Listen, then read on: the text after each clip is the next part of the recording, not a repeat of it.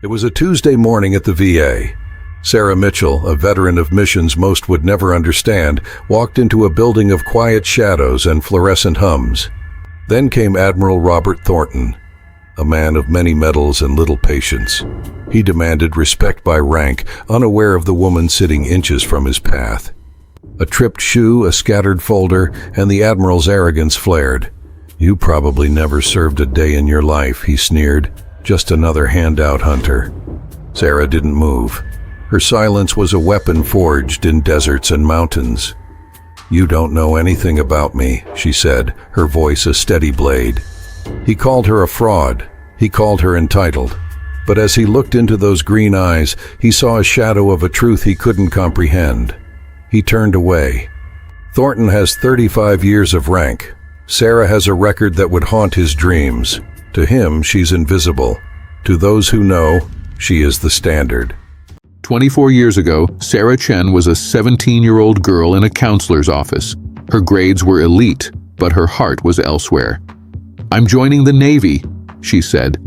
She had prepared in secret for years, running miles before dawn and studying military history. She was building a soldier before she ever signed her name. At Great Lakes, she found purpose. On a guided missile destroyer, she proved her capability in a world that wasn't sure what to do with women in combat. In San Diego, she saw the SEALs. "They don't take women," she was told. It was a boys' club, locked tight. So she decided to find the key. A grizzled retired SEAL trained her. "The ocean doesn't care if you're tired," he'd shout. "Be better than good. Be exceptional." And week by week, she did. In Afghanistan, she proved she belonged. Conducting night raids and gathering critical intelligence, her capability began to silence the skeptics. When the ban finally lifted, Sarah Chen was ready. Standing on the beach at Coronado, the sun rose on a pioneer who was ready for whatever came next. The first day of Bud S began before dawn. 200 souls stood on the beach. Among them, Sarah Mitchell, the only woman. The instructors didn't see a pioneer. They saw a limit waiting to be broken. They expected her to ring the bell before sunset. 6 months of ice-cold water and crushing weight followed. She learned to find strength in the dark when her muscles screamed for mercy. Hell Week came. 5 days without sleep. When others broke and rang the bell, Sarah focused on the next minute. Just one more minute. She didn't just survive Hell Week, she conquered it. Sarah Mitchell became the first woman to earn the Trident, a Navy SEAL. She proved that courage isn't about strength. It's about the refusal to be broken. Sarah Mitchell redefined the possible. Sarah Mitchell's operation started immediately after training. Her first deployment, Iraq, at the height of the conflict. In the chaos of urban raids, Mitchell proved she wasn't just a trainee. She was a combat-ready operator who silenced her critics. From Somalia, where she personally secured a ship's bridge in a daring rescue, she became the teammate they counted on. The team stopped seeing the woman and started seeing Mitchell. Action speaks louder than anything else in the teams. In Afghanistan, pinned down near Kandahar, she drew enemy fire to save her team. It wasn't just guts, it was the job. 12 years, 17 countries. One of the most decorated SEALs of her generation. Mitchell's record is written in blood and fire. A career defined by informed courage and disciplined intelligence. That is the Mitchell standard. The decision to retire came suddenly. Sarah was in Germany, recovering from a mission that had gone sideways in Syria. 3 teammates dead, 4 wounded. She had held the perimeter alone for 8 minutes waiting for rescue, her rifle running dry, switching to her sidearm. Every second felt like an hour. Now she sat in a hospital room, her left arm in a sling, her mind replaying the faces of the men who didn't make it home.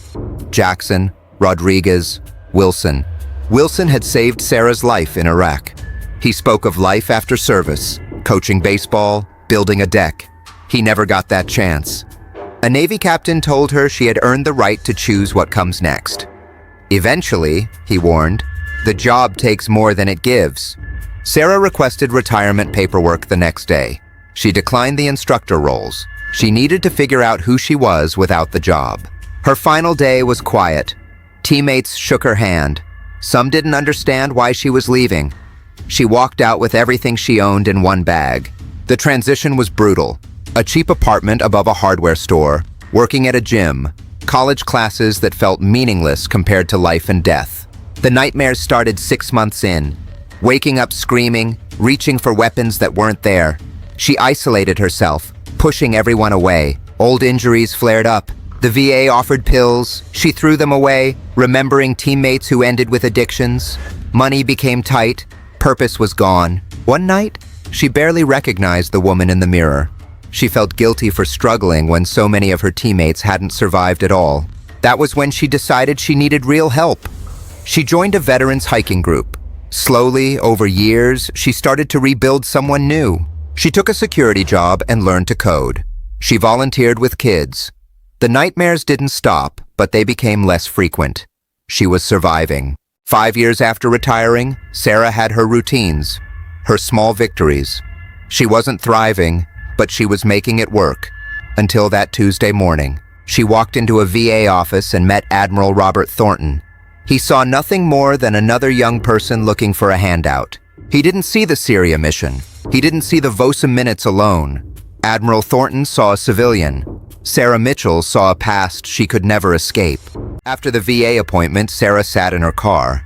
The encounter with Thornton had shaken something loose. She drove home, her knee acting up, a dull ache that reminded her of the cost of service. Inside, she watched the world move on. The silence broken only by the hum of the city. Marcus Reeves messaged. He knew about the run-in.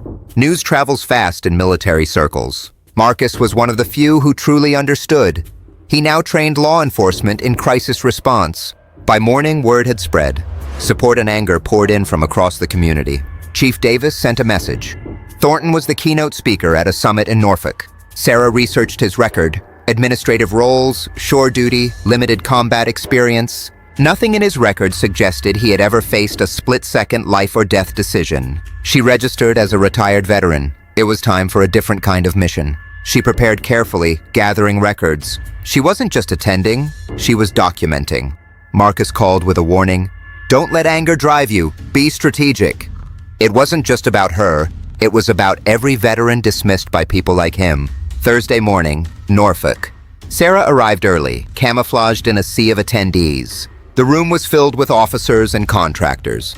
Sarah took a seat in the middle. Thornton took the stage, speaking of standards and weeding out those who didn't belong. He called the Navy a place for warriors, targeting those claiming invisible injuries. Whispers traveled through the room. People realized exactly who was sitting in row 12. Then came the Q&A.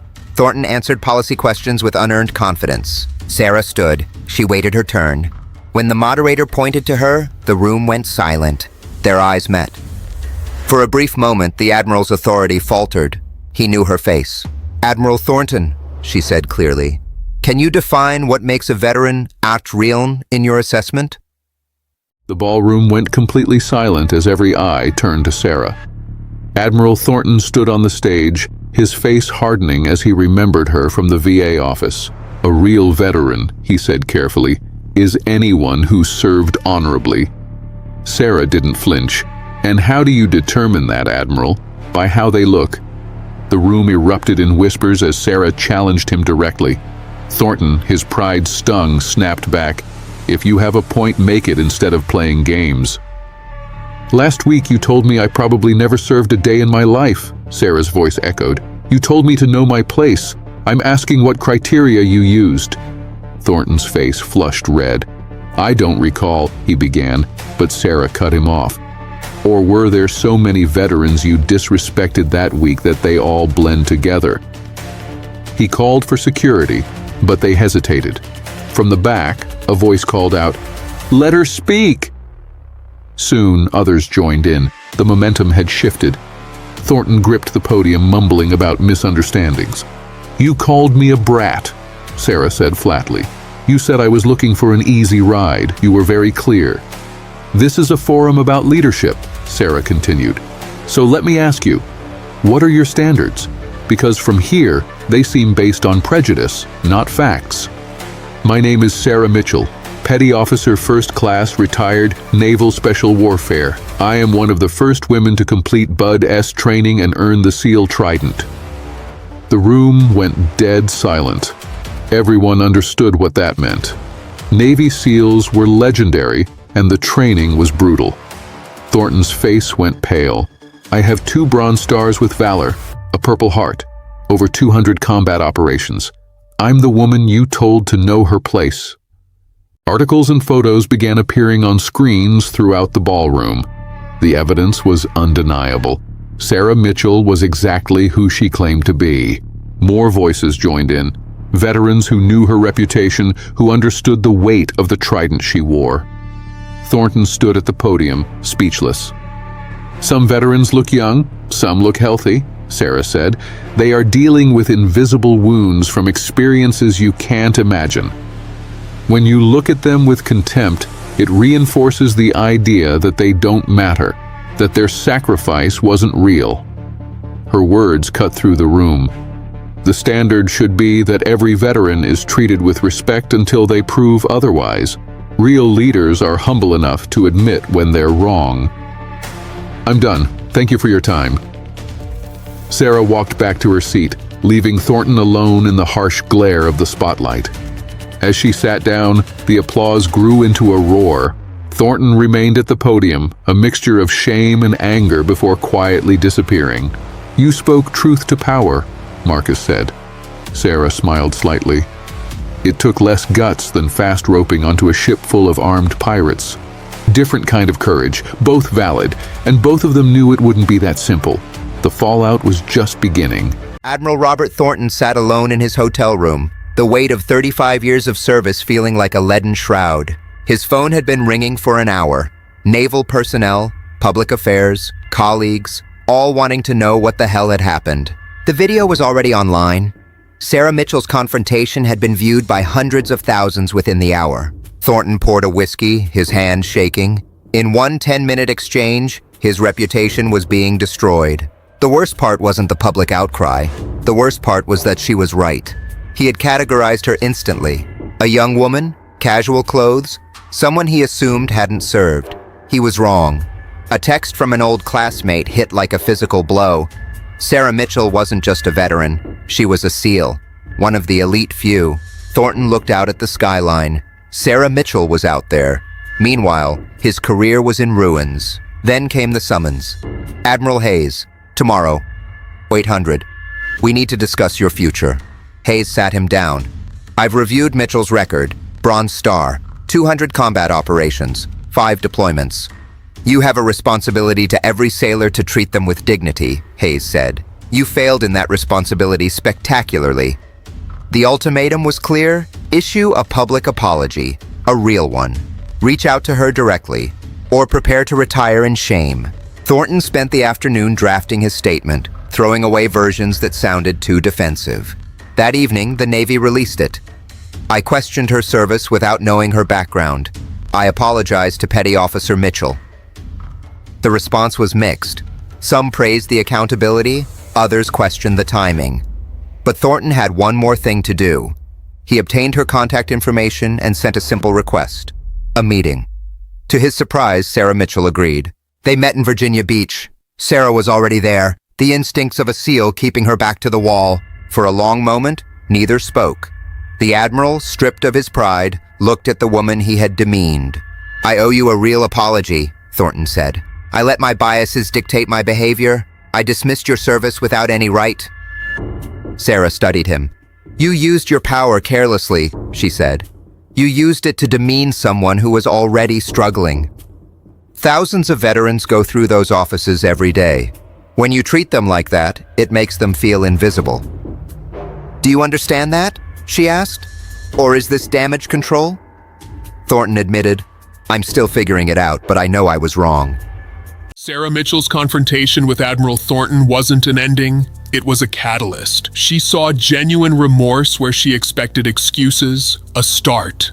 Veterans like me get overlooked every day, she told him. We don't fit the image of what a warrior looks like, and that means we don't always get the respect we've earned. Sarah found her purpose again in Veterans Forward, a nonprofit dedicated to helping former service members find their path in the civilian world. Meanwhile, Thornton used his platform to advocate for dignity. He spoke of his own failures to live up to the standards he once enforced in the abstract. At the Navy SEAL Foundation Gala, Sarah was honored for her pioneering service, reminding everyone that leadership is a privilege, not a burden. The torch was passed to the next generation, like Amanda Torres. "If I could do it," Sarah told her, "you absolutely can too." Leadership begins with humility. People can change if they're willing to look at themselves honestly. Sarah Mitchell had found her peace. 2 years after the incident, Sarah Mitchell's office at Veterans Forward had become a sanctuary for those the world had forgotten. The Mitchell Standard was born, a reform package mandating dignity and respect for every veteran, regardless of their scars. "Thank you for showing me what real courage looks like," Thornton told her. A moment of disrespect had become a movement. Her mission had shifted, not kicking in doors but opening opportunities. Every life touched was a successful operation. From Amanda Torres graduating Bud S to the young sailor in the waiting room, Sarah had become a bridge to the future. "Thank you for being willing to change," she replied. That took its own kind of courage. The work was far from over. She was the bridge between military and civilian life, between what had been and what could still be. The mission never ends, and Sarah Mitchell was exactly where she needed to be.